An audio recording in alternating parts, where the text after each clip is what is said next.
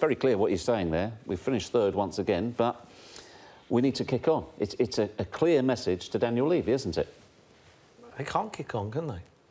They're building a big stadium. You can't. It's fact. You know, you've only got to ask Arsene Wenger. He said not long ago they'll probably have to sell Harry Kane, or they'll have to sell someone. You can't go into a new stadium, build the biggest stadium in London, or one of, you know, a big club stadium bigger than the Emirates, and go out and buy £50 million players. They haven't got the money. They don't pay the wages. If I was a Tottenham player, I'd be exactly what Craig was saying about Man United and Man City earlier. When they come to Wembley, Man City, and they were down at the time, Man City, you know, they were on a bad week, and they wiped the floor with Tottenham. I mean, literally wiped the floor. If I was a Tottenham player, I'd have come in after that game and I'd have gone, well, what chance we got? What chance we got? We're not catching them. These were on a downer. They were coming at the right time, and that could have been 5, 6, 7. I worry for Tottenham. I worry. You said, but surely this has been a good season for Tottenham, Craig, hasn't it? Yeah. Yeah, is that ending the note of the season, though, on a seriously worrying note for Spurs fans? Because he's not happy. Yeah, but he's going to be frustrated because he has done well. The club's done well again. You know, they got to the knockout stages of the Champions League. They were very unlucky against Juventus. Champions League again through the league, which is, Chelsea have had to miss out now. So you wouldn't have thought maybe Chelsea winning the league last year. You know, the competition for Champions League is always going to be tough, and they've got in there again. The problem, I believe, what would have hurt him the most is that semi-final loss against Manchester United. They won that trophy. They have to have something to show for the good period they're having at the present moment, their progression. Now, I don't blame him 1 second for asking for... He wants more money. He wants to push on. Did you think that was very measured, the way he delivered it, the way he said it? He's talking about taking risks. He wants the club to take... and that's, basically go and spend money. Give me the money to go and improve the squad, spend what the others are spending. But it's the first time we've heard him say it, Craig, isn't it? We've all said it. He's now saying it. And it's not like him. It's not like him. I believe he's an outstanding manager. I believe the game against Manchester City, Pep Guardiola just was too clever. It's very rare against someone like Pochettino as well, because Pochettino, like I said, is an out, but Pep's different level. It wasn't... The players couldn't get close tactically. They didn't know what was going on. He moved them about. Manchester City were just incredible that day, and it was a lot due to the manager. I agree with Paul as well. There was a big gap. There is a big gap. There will be a big gap. It'll get even bigger. But what can you do? What can Spurs do at this present moment? The thing I worry about Tottenham, because I think if Liverpool go and beat Real Madrid in the Champions League, I think they go knocking for Pochettino. I really do. I think Real Madrid go and take Pochettino. I think he's that good a manager. I think he's the next one, the next best thing. You know, he's always said he don't want to manage Barcelona, so that ticks the box because he was at Espanyol. And I think if Real Madrid lose this game, and I think he has half an inkling of that, I wouldn't be surprised if he's heard something. And that's why he's throwing all this stuff out now. You know, we need more money, we need this. You've never heard him say that before. OK, well, Liverpool have finished fourth, but Jurgen Klopp is convinced that they're on the move. Last year, everybody said we went to the Champions League because we didn't have Champions League or European football. We had to prove that it's for us possible as well, playing Champions League and qualifying for Champions League. So it's for us the next step, and I'm really, really happy and really proud of the boys because they threw everything in that season, and now we have 2 weeks to prepare another big game. They're the ones that everybody says is the most likely to close the gap on Manchester City. Do you agree? Yeah, I do. I do. Due to his record with Dortmund in Germany, he proves he can win titles. But at the same time, that's why I wanted to say, like Spurs, I believe Spurs have had a good season because they qualify for the Champions League as well as playing Champions League football. That's difficult. Liverpool have done it, but they've got a Champions League final now to look forward to. The way they got to the final, the way they've played in big parts of this season, you have to be optimistic about them next year.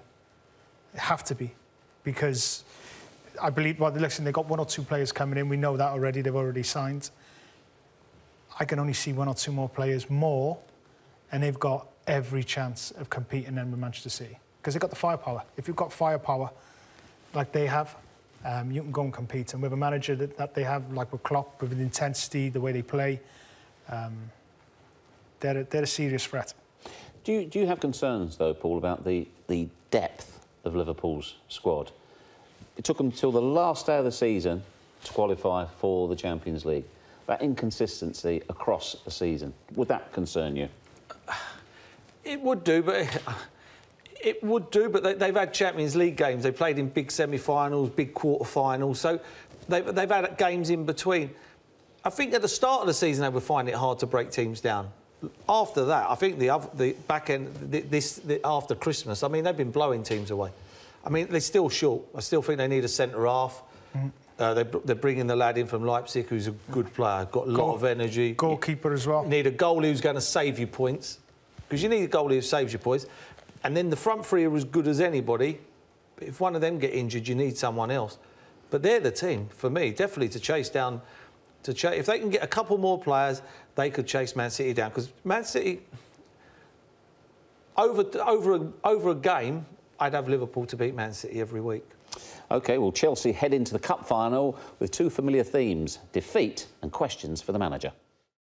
Will the FA Cup final be your last match in charge of Chelsea? Do you think? Do you think so? Do I think so?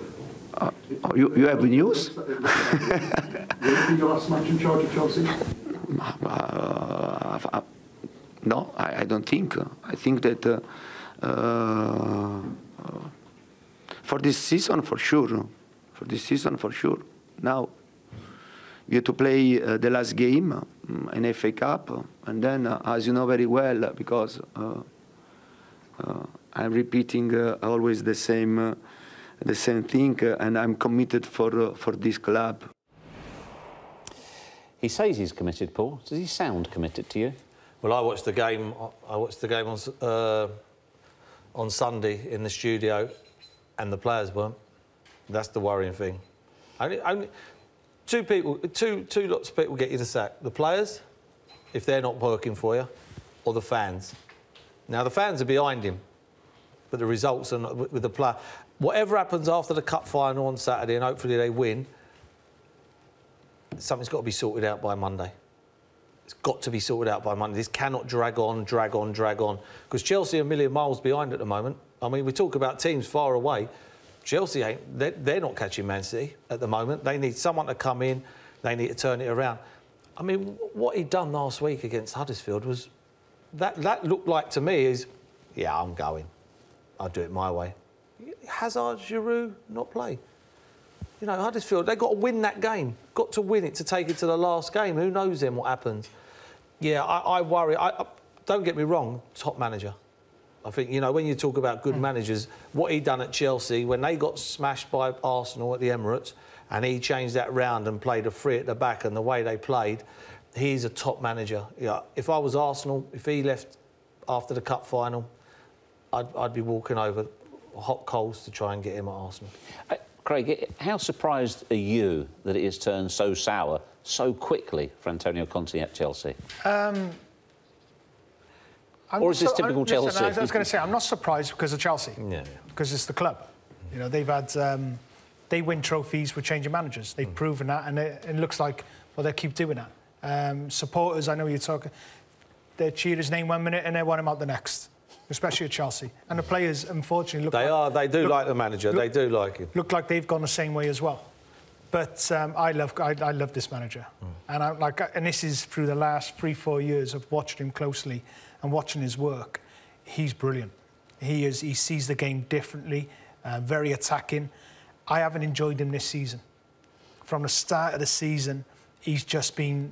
Something happened, obviously, in the summer, and we've been talking about it a lot on this show. He just hasn't been himself. He kicked into gear a little bit, especially after the Tottenham game. It looked like but then it just went straight back. Even his interviews, I've found, have not been anywhere near the same. He must have thought he was getting Lukaku.